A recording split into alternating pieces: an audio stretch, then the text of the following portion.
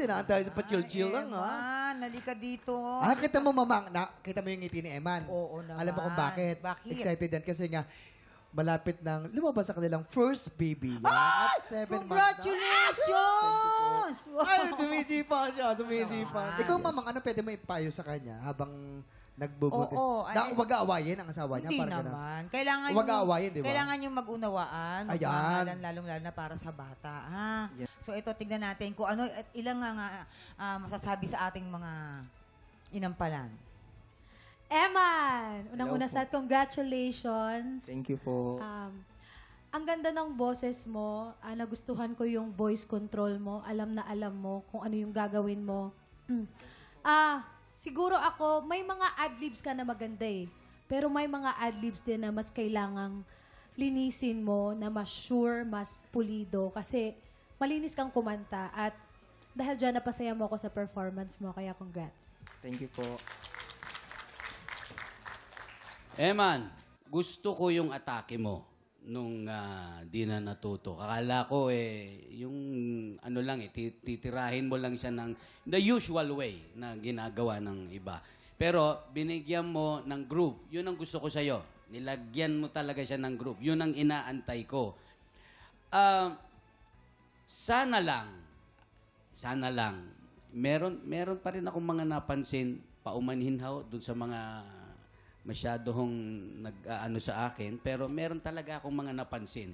Yung lang, medyo konting himas pa, tsaka yung puso.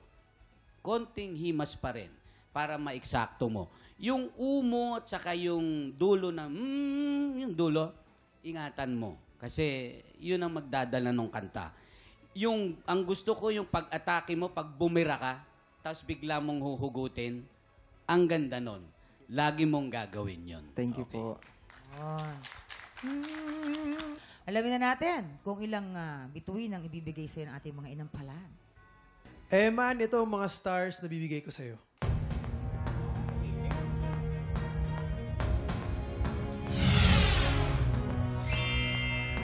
Three stars! Eman, ang stars na binigay ko sa'yo ay...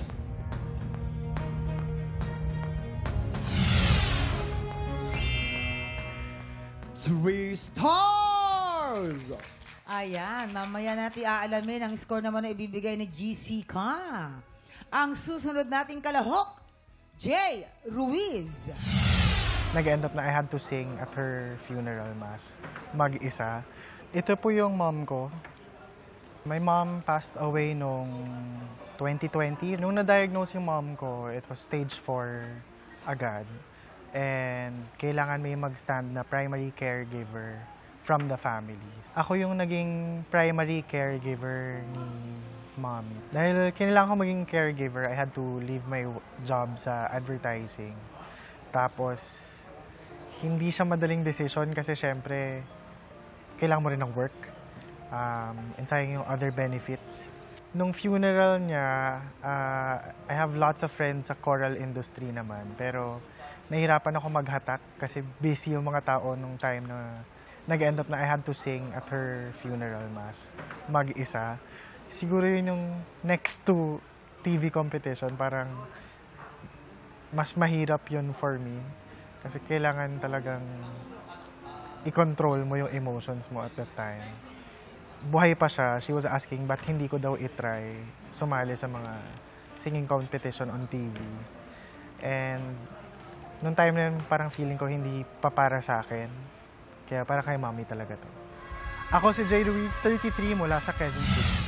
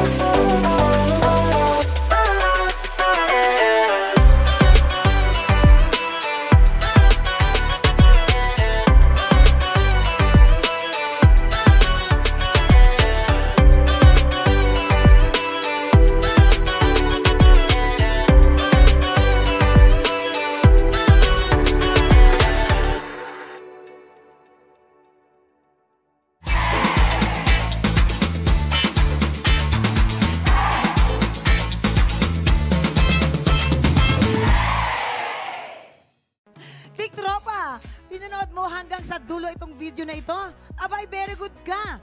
For more happy time, watch more TikTok Lock videos on our official social media pages and subscribe to GMA Network official YouTube channel.